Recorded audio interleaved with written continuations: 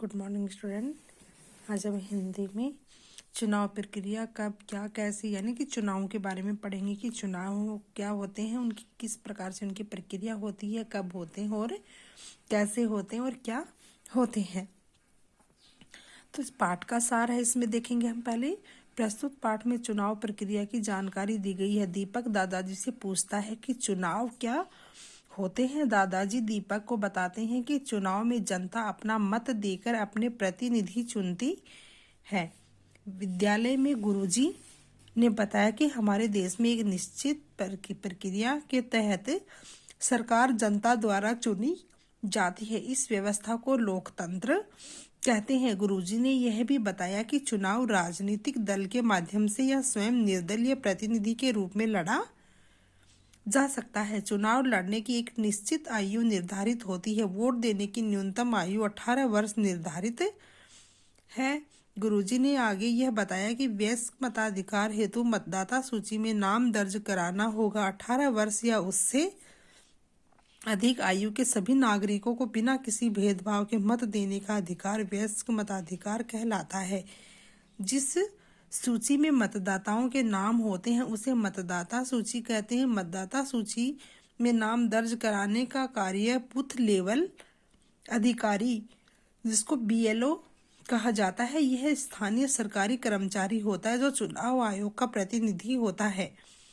गुरुजी द्वारा चुनाव प्रक्रिया के संबंध में ढेर सारी जानकारी प्राप्त करने के बाद सभी बच्चे 18 वर्ष के होने पर राष्ट्रहित में मतदान करने का संकल्प लेते हैं। यानी कि चुनाव होता है जब आपकी उम्र, बच्चों की उम्र, जब व्यक्ति की उम्र 18 साल हो जाती है तो 18 वर्ष होते ही वो चुनाव अपना मतदान कर सकता है।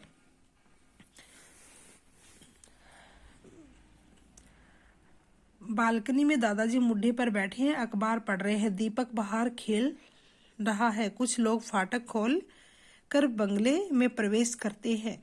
तभी दीपक दौड़ता हुआ आता है। देखो दादाजी, ये इतने सारे लोग आपसे मिलने क्यों आ रहे हैं।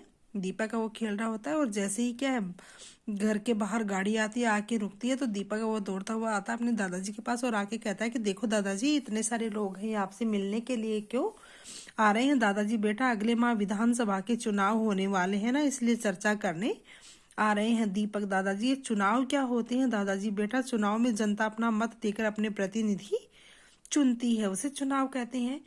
दीपक, प्रतिनिधि, अच्छा प्रतिनिधि कैसे चुनते हैं। दीपक एक और प्रश्न करता है कि प्रतिनिधि है वो कैसे चुना जाता है।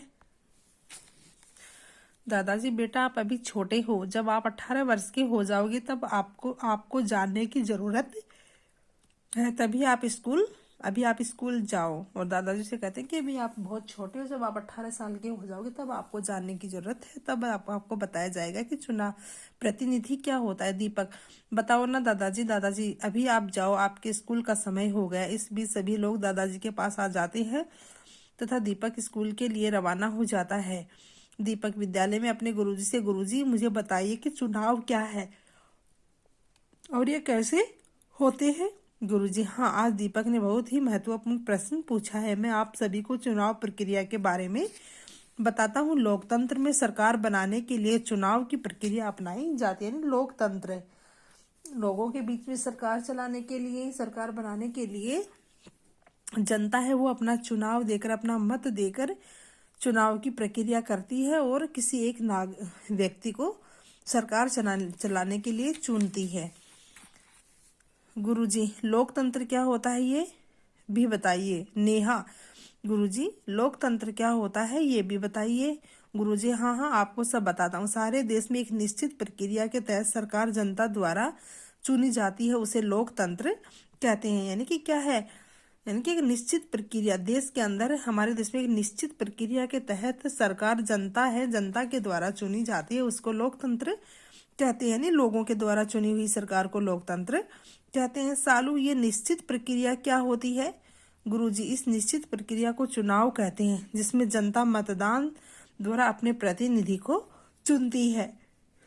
नेहा, ये प्रतिनिधि कौन होते हैं। गुरुजी, ये चुनाव प्रक्रिया द्वारा चुने हुए सदस्य होते हैं। जो चुनाव में जिस व्यक्ति को चुना जाता है, चुनाव से जिस व्यक्ति को चुना जाता है वो प्रतिनिधि कहलाता है, जो लोकतंत्र में जनता का प्रतिनिधित्व करते हैं। दिशा।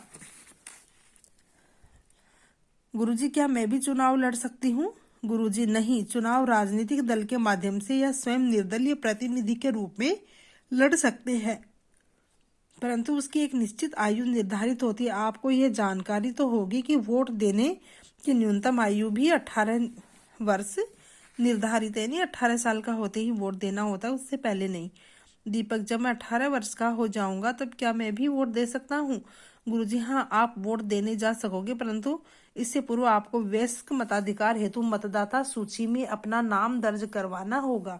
यानी कि वोट देने से पहले वयस्क मताधिकार सूची होती है, मतदाता सूची होती है, उस सूची में हमें अपना नाम दर्ज करवाना होता है, और उस सूची में हमारा नाम होगा तो ही हम अपना मतदान कर सकते हैं, अपना मत दे सकते हैं। दीपक, ये वयस्क मताधिकार और मतदाता सूची क्या है?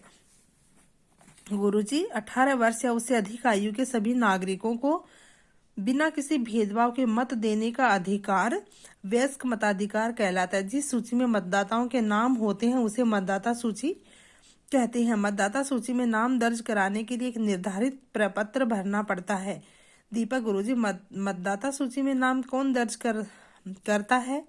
गुरुजी, ये कार्य BLO बूथ लेवल अधिकारी द्वारा किया जाता है। यह स्थानीय सरकारी कर्मचारी होता है जो चुनाव आयोग का प्रतिनिधि होता है। दीपक, अच्छा, तब तो मैं भी 18 वर्ष का होते ही मतदाता सूची में अपना नाम दर्ज करवाकर राष्ट्र हित में मतदान अवश्य करूंगा। सभी बालक, हाँ, हम सभी मतदान अवश्य करेंगे। तो ये हमारे चुनाव प्रक्रिया का पाठ था, तो ये आपको अच्छे से पढ़ना है। धन्यवाद।